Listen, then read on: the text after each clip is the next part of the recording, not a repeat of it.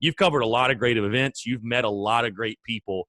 I mean, you literally Super Bowls. You've done college football national championships, March Madness. You've eaten hot dogs with Joey Chestnut. You've done it all. If there's one moment, whether it be in Mississippi, Columbia, some event, some person, what's the one moment, one event, one person, one thing that sticks out from your career in sports media? It's so tough to just narrow it down to one. I think my favorite thing to cover was the World Series, and I didn't get to even. I don't think I truly appreciated it when I was there, just because when you're covering something, whether it's the World Series, whether it's a high school football game or whatever, it could be a Little League game.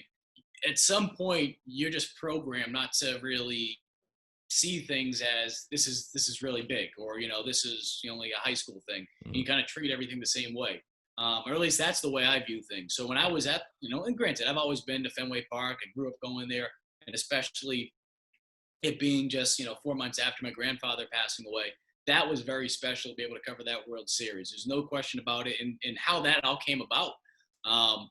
Maybe that's the reason why I made it so special. I did everything I could to be able to cover that World Series. I went to my GM on Friday because someone shot a tweet saying, "Oh, you guys should go cover it."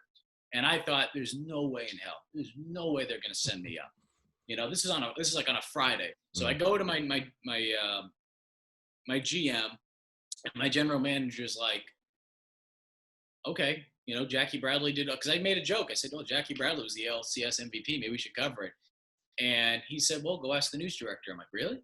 We have a new news director." I'm thinking, "There's no way." And he's like, "I think that's great because the World Series was on Fox." So I'm emailing, calling, texting. I'm doing whatever I can because I find out online that the deadline for World Series credentials was like a month prior, 2 months prior. I think actually at the beginning of September. So it felt like 2 months, but it was a month prior. And I'm like, "There's just no way. What am I going to do?" So I'm on the phone. It's called MLB Press Box. I'm on the phone. I'm on hold for about an hour. Come to find out, MLB Press Box has nothing to do with credentials. It's something to be able to watch games. I'm talking to some guy in Saudi Arabia. I left him my number. I'm calling people. I don't know what happened, but I end up getting an email at like 9 o'clock on Saturday night saying, "You're good to go." And my station's like, "That's fantastic. If you want to go," because media day for the World Series was on Monday. They said, "You want to go? We're not going to get a flight for you. You're going to have to drive up." So I drove up by myself with the station car. I had a place to stay. Drove up 15 hours from South Carolina up to Boston.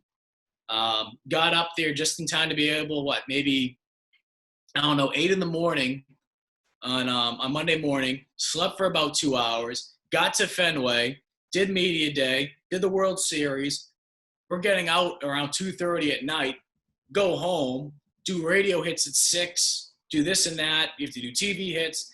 Back at the ballpark for the World Series at noon. I mean, it was an absolute zoo. So, I really just appreciated something like that, but you just don't really think about it in the moment. Like, man, this is really special. So, especially being a kid from Boston, Fenway Park, it's just always special. So, I know that was a long-winded answer. I love it. Love it. That I just haven't shared before. So, yeah, that's how we were able to cover it.